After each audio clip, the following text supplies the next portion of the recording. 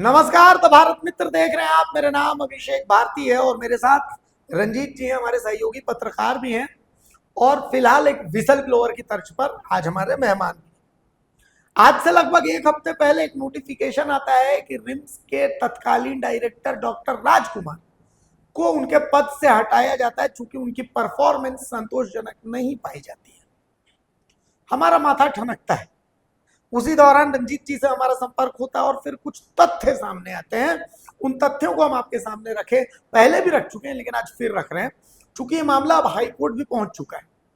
RIMS के तत्कालीन director doctor राजकुमार ने अब हाई कोर्ट का दरवाजा ठकठका दिया है, खटखटा दिया है कि भाई उन्हें इंसाफ चाहिए।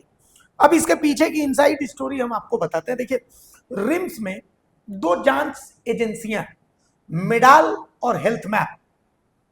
मेडाल की बात कर लेते हैं पहले। मेडाल का काफी पैसा बकाया है और मेडाल ने एक बहुत बड़े पैमाने पर घोटाला किया है। मेडाल ने गलत तरीके से रिम्स में टेंडर भी लिया था, उसकी भी पूरी कहानी आज आपको बताएंगे। लेकिन कैसे घोटाला किया हम आपको बताते हैं। 12 जिलों में मेडाल के पास कॉन्ट्रैक्ट है टेस्ट करने का। जो आप बीमार होते हैं तो डॉक्टर टेस्ट लिखते हैं ना, तो मेडाल वही करती है। तो उन टेस्ट को करने का जिम्मा मेडाल को मिला है 12 जिलों।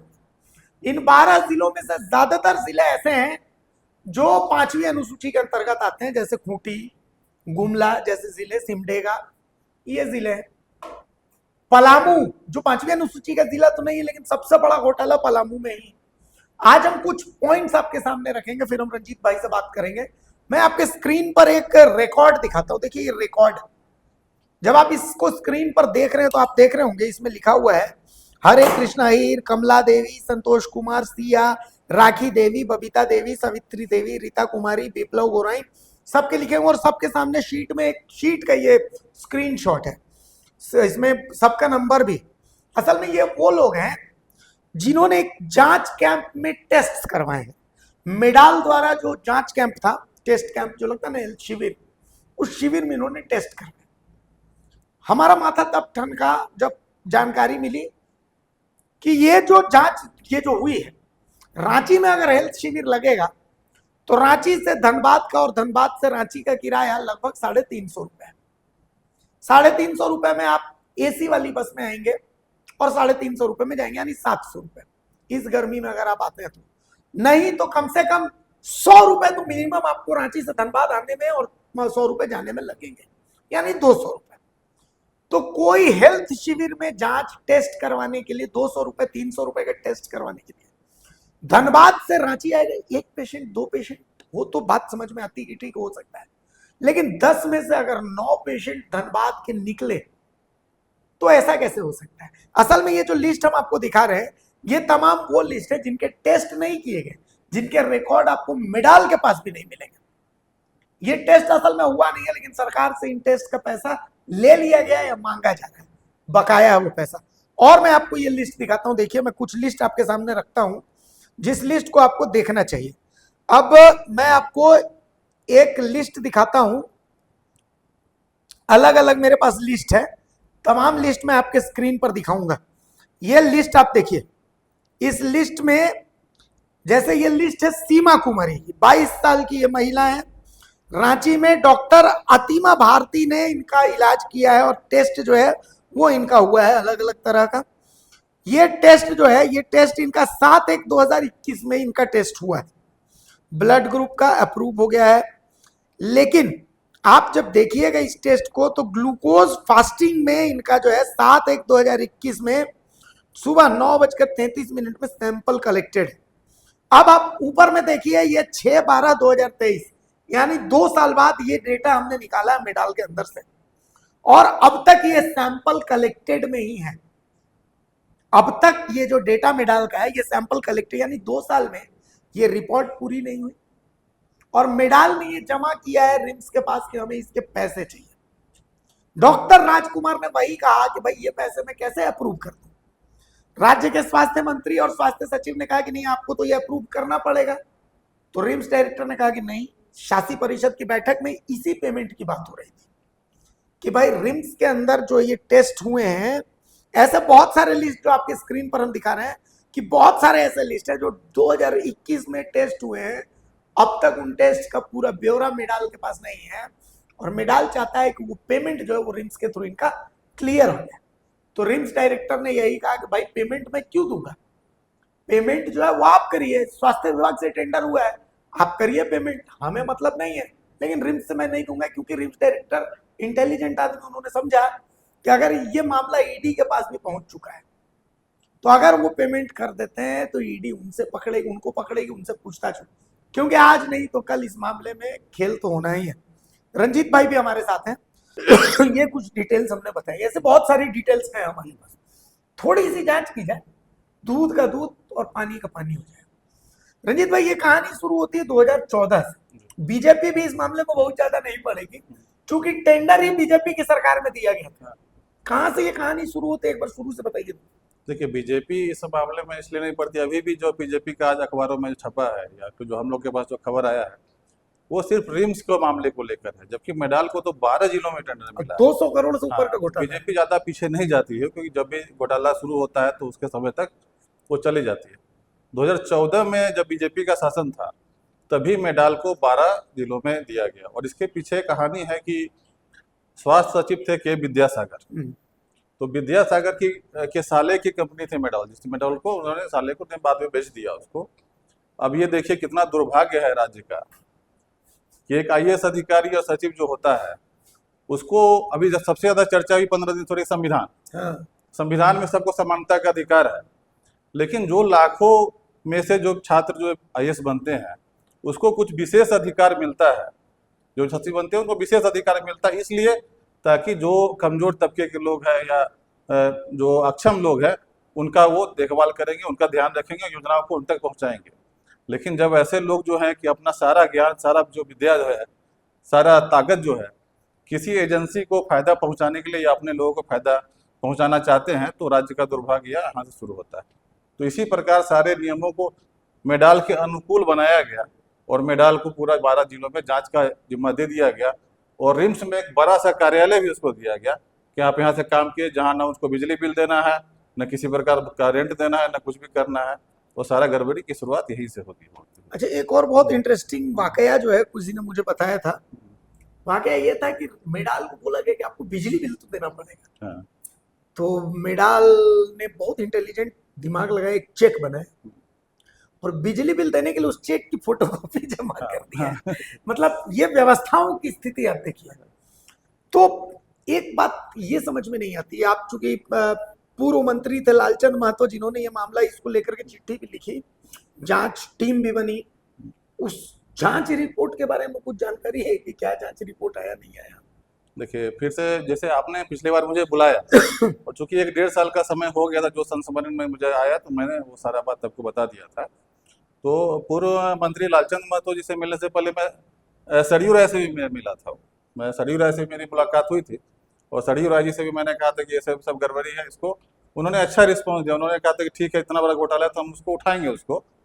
लेकिन सरयू राय चूंकि पहले से ही जो उस समय के स्वास्थ्य मंत्री थे और स्वास्थ्य विभाग के खिलाफ कई सारे मामले उठा चुके थे, मोर्चा खोले हुए थे, तो ऐसा लगा कि कहीं ये वाला मामला भी कि उसी में मिल ना जाए, और जो आरोप प्रत्यारोप हो रहा था दोनों में, मेरा मामला उसमें फंस ना जाए इसको लेके फिर मैंने जो अपने विभाग के लालचंद महतो जी से बात हुआ तो उन्होंने मामला उठाया। और जब जांच रिपोर्ट की बात आई तो किसी प्रकार का जांच जो है अभी तक हम लोग के संज्ञान में नहीं है, जबकि जांच के लिए बार बार मैं NHM गया, वहाँ मिला, स्वास्थ्य सचिव से भी मेरी मुलाकात थी, वहाँ भी मैं मिला, लेकिन किसी प्रकार का जांच रिपोर्ट क्या हुआ उसका कुछ अता पता नहीं चला। अगर कहना है मेरा कि अगर जांच विभाग के पास उतने संसाधन नहीं है, वो जांच करने में अक्षम है, तो राज्य सरकार या मंत्री तो किसी सक्षम जो एजेंसी है उसके द्वारा जांच करवा सकते हैं, अगर उनकी इच्छा हो तो। हाँ। अच्छा, इस मामले में स्वास्थ्य मंत्री भी अलग थलग पड़ गए, पार्टी ने भी उनसे किनारा कर लिया इस मामले को लेकर के। जो मेरे पास सूत्रों के हवाले से जानकारी है कि पार्टी की तरफ से इसको लेकर के उन्हें फटकार भी पड़ी है, और आधी चीजों को स्वास्थ्य मंत्री इरफान अंसारी को अंधेरे में रख करके किया गया है। बहुत सारी चीजें उनको पता ही नहीं है, जिस कारण अब वो फंसे हुए से महसूस कर रहे हैं। ये मेडाल पे जो जांच कमेटी जो हुआ था, उस जांच कमेटी का रिपोर्ट क्या हुआ, क्या उसका निर्णय आया है? 1 साल से ऊपर हो गया जांच कमेटी का। अरे तो जाके जमा देखिए आपको। हाँ, सबको जाकर ही नहीं सब नहीं बता, नहीं, जांच कमेटी गठित विभाग के द्वारा किया गया था। विभाग से पूछिए ना क्या होता है उल्टा पुल्टा। वही तो है। नहीं तो फिर भी जांच कमेटी गठित हुई थी ना। ये भी जो है जानकारी निकल करके आ रही देखिए, पूरे जो मंत्री, स्वास्थ्य मंत्री थे बन्ना गुप्ता, उसके ऊपर भी मेडाल के द्वारा बहुत बार प्रेशर डाला गया कि पेमेंट मेरा कर दीजिए, बहुत तरह की बातें हुई, लेकिन उन्होंने कम से कम कुछ कार्रवाई नहीं किया, तो पेमेंट भी उसका नहीं किया उसको। प्रॉपर जांच के बाद ही पेमेंट हो उन्होंने लिख दिया। उन्होंने लिख दिया, उन्होंने पेमेंट भी नहीं किया। अब है कि पेमेंट के लिए लगातार जो है मेडाल के लोग जो है वो ये कर रहे हैं, और सिर्फ मामला रिम्स और एमजीएम सब में है, लेकिन बाकी कई जगह से उसको भुगतान हो भी रहा है। अच्छा, हाँ, बाकी जगह से कई जगह से भुगतान हो रहा है। और मुझे तो यहाँ तक जानकारी है कि पलामू से इनका बहुत बड़ा मतलब ये है, कोई टेस्ट है HBNA HBSAG, ये गर्भवती महिलाओं का। हाँ। पलामू से जो इनका आंकड़ा आता है HBSAG का, उस आंकड़े का सिर्फ हफ्ते भर का आंकड़ा अगर जांच कर लिया जाए तो दूध का दूध और पानी का पानी हो जाएगा। सिर्फ हफ्ते भर का आंकड़ा, बहुत पीछे जाने की जरूरत नहीं, सिर्फ हफ्ते भर का आंकड़ा कर लिया जाए। और हमें तो ये जानकारी मतलब करोड़ों रुपए महीने के, करोड़ों रुपए का सिर्फ पलामू से इनका ट्रांजैक्शन है। HBSAG जो मतलब 10-10 साल की बच्ची है, जो गर्भवती महिलाओं का HBSAG टेस्ट होता है और 10-10 साल की बच्चियों का HBSAG टेस्ट करते हैं, तो एक बार उसकी भी जांच होनी चाहिए, जो मुझे जानकारी है। देखिए, HBSAG जो जांच जो होती है उस पर जांच किया नहीं गया, या कुछ परसेंट या 5% 10% जांच हुआ भी वो भी है, किट से, तो वो भी किट से, जो रैंडम किट होता है उससे किया गया, जबकि बिल का जो है भुगतान जो लिया जा रहा है, जो क्लिनिकल केमिकल टेस्ट, हाँ, उसका भुगतान लिया जाए। तो ये पूरा जो है गड़बड़ झाला है। लेकिन ये दुर्भाग्य की बात है कि हम लोग का राज्य में जहां अगर आप जाइएगा तो इलाज के लिए लोग 3-3 दिन ट्रेन में जाते हैं। कभी भी आप किसी भी समय अगर दक्षिण भारत भेलोर जाने वाली ट्रेन में अगर चले जाए तो लोग 3-3 दिन तक गर्मी में भूखे प्यासे सिर्फ जा रहे हैं इलाज कराने के लिए कि दूसरे राज्य में जाएंगे तो कहीं मेरा इलाज ठीक हो जाएगा। यहाँ की स्वास्थ्य व्यवस्था पे इसको भरोसा नहीं है। और जब नए स्वास्थ्य मंत्री आए तो उन्होंने कहा कि हम स्वास्थ्य विभाग को ठीक करेंगे, व्यवस्था अच्छा करेंगे, सुधार करने की कोशिश कर रहे हैं, लेकिन जिस प्रकार रास्ते पे अभी तक जो रास्ता दिखाई दे रहा है उसमें ऐसा लगता नहीं है कि स्वास्थ्य व्यवस्था इस राज्य का ठीक से फिर से सुधर पाएगा। एक आखिरी चीज मैं आपको बताने जा रहा हूँ, जिसकी जानकारी शायद रंजीत भाई को है या नहीं है पता नहीं। एक नाम मैं आपको बताने जा रहा हूँ, इस नाम के बारे में मैंने अपने स्तर से रिसर्च की, तो हमें कहा गया कि भैया देखिए बहुत खतरनाक चीज है ये, इनका नाम लेने से पहले 5 बार सोचिए, आपकी जान को भी खतरा हो सकता है, ये हो सकता है, वो हो सकता है।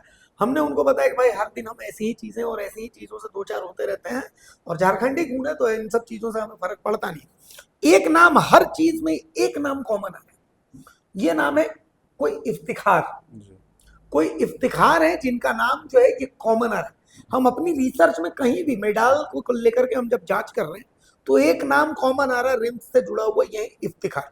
और यही इफ्तिखार जो है ये इरफान अंसारी के करीबी बताए जा रहे हैं कि वे इरफान अंसारी के करीबी हैं।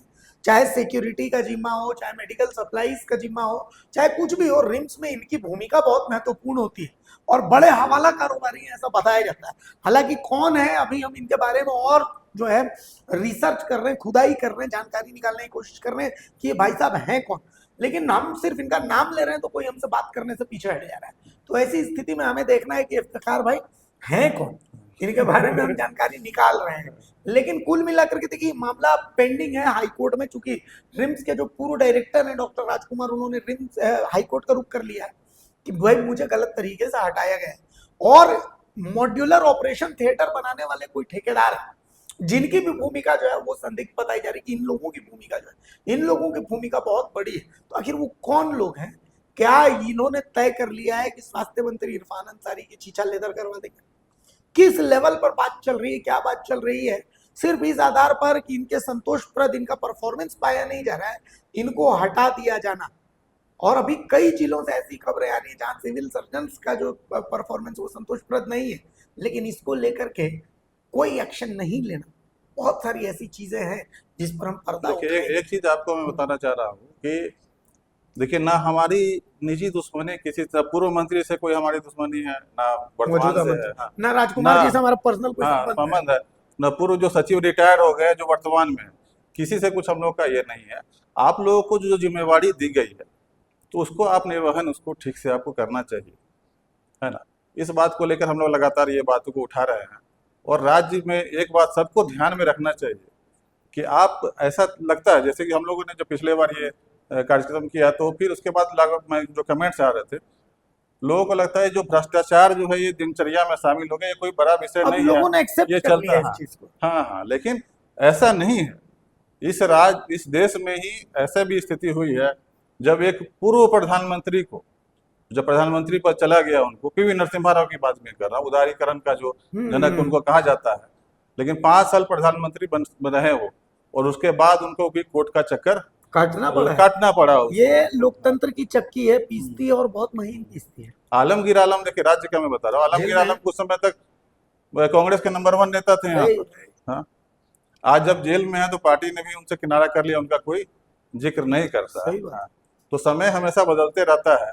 अभी जो है उनका पुराना समय भी कभी खराब रहा हुआ होगा, अभी अच्छा समय है।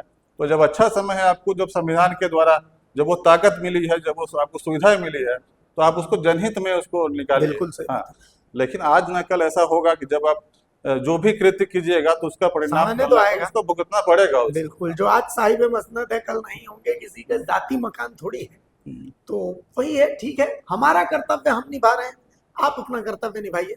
संभव है कि स्वास्थ्य मंत्री को पूरी जानकारी ना दी गई हो, संभव है कि उनको सारी जानकारी हो। बहरहाल चलिए, अब तो मामला कोर्ट में है, तो दूध का दूध पानी का पानी तो कोर्ट में हो ही जाएगा। क्योंकि लेकिन सवाल ये है कि हम मीडिया कर्मियों का कर्तव्य क्या है। हम ये डॉक्यूमेंट्स आपके सामने लेकर के आए, इन डॉक्यूमेंट्स की अगर ढंग से जांच हो जाए, सारा कुछ दूध का दूध और पानी का पानी हो जाएगा। बस हमारा इतना ही कहना, हमने अपना कर्तव्य निभा दिया है। आगे सरकार को करना है, कोर्ट को करना है, जांच एजेंसियों को करना है। इजाजत दीजिए, नमस्कार, जोहार। आपका एक छोटा आर्थिक सहयोग है हमारा बड़ा हौसला। द भारत मित्र, बुलंद भारत की बुलंद तस्वीर।